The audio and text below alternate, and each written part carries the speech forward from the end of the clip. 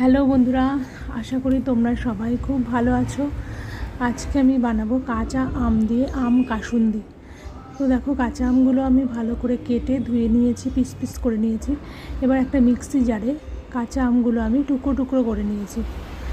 এবার এই মিক্সিতে আমি আমগুলো পিষে নেব। আর একটা ছোটো মিক্সিতে আমি সাদা সর্ষে নিলাম, আমি 2 থেকে 3 চামচ, আর নিলাম কালো সর্ষে। এই সর্ষেগুলো আমি মিক্সিতে শুকনো অবস্থায় পিষে নেব, তারপর আমি ওই আম পেস্টের সাথে মিশিয়ে নেব, সেটা আমি তোমাদের পরে দেখাবো। তো দেখো, সর্ষেটা নিয়ে নিয়েছি, এবার আমি এটা পেস্ট করে নেব। দেখো, এখানে আমটা আমার পেস্ট করা হয়ে গেছে। এবার একটা ভালো সাদা কাপড় নিয়েছি, সেই কাপড়ের মধ্যে এই আমটা পুরো জলটা বের করে নেব। আমের যে জলটা রয়েছে সেই জলটা পুরো চিপে বের করে নেব, কারণ আমের জলটা থাকলে কাসুন্দিটা ভালো তৈরি হবে না, সেজন্য। তো দেখো, আমটা চিপে ভালো করে জল বার করে নিয়েছি। এবার আমি এই আমটাকে একটা বাটির মধ্যে ঢেলে নেব, আর জলটা আলাদা করে রাখবো। এটা আমের জল, এটা দিয়ে তোমরা পরে শরবত বানিয়ে খেতে পারো।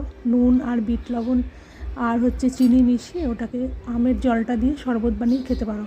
তো এটার মধ্যে দেখো, আমি আমটার মধ্যে লবণ মেশালাম, হলুদ মেশালাম, আর মেশালাম লঙ্কার গুঁড়ো।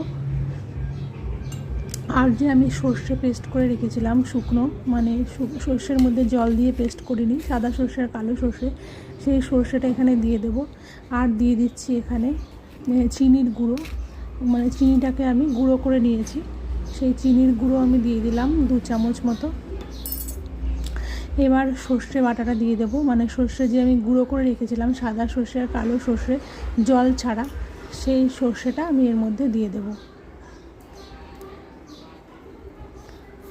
তো এবার আমি এটাকে ভালো করে মিক্সড করে নেব। ভালো করে মাখিয়ে নিলেই তাহলেই হয়ে যাবে আমার আম কাসুন্দি। কী দিলাম এর মধ্যে? লবণ দিয়েছি, লঙ্কার গুঁড়ো দিয়েছি, হলুদ গুঁড়ো দিয়েছি, আর দিয়েছি চিনির গুঁড়ো, 2 চামচ চিনির গুঁড়ো। তারপর এখানে দিলাম সাদা সর্ষে কালো সর্ষের গুঁড়োটা, আর দিয়ে দিচ্ছি সর্ষের তেল। দিয়ে ভালো করে মিক্সড করে মাখিয়ে নেব। নিয়ে একটা জারের মধ্যে, কাচের জারের মধ্যে এটাকে ঢুকিয়ে রাখবো। চাইলে তোমরা মাঝে মাঝে এটাকে রোদ্রে দিতে পারো, রোদ্রে দিলে এটা ভালো থাকবে অনেক দিন, না তা না হলেও এটা 1 মাস মতন ভালোই থাকবে। তো দেখো, ভালো করে মাখিয়ে নিয়েছি। এবার এর উপর দিয়ে সর্ষের তেল দিয়ে নিয়েছি। এবার এটাকে আমি একটা কাচের জারের মধ্যে তুলে নেব।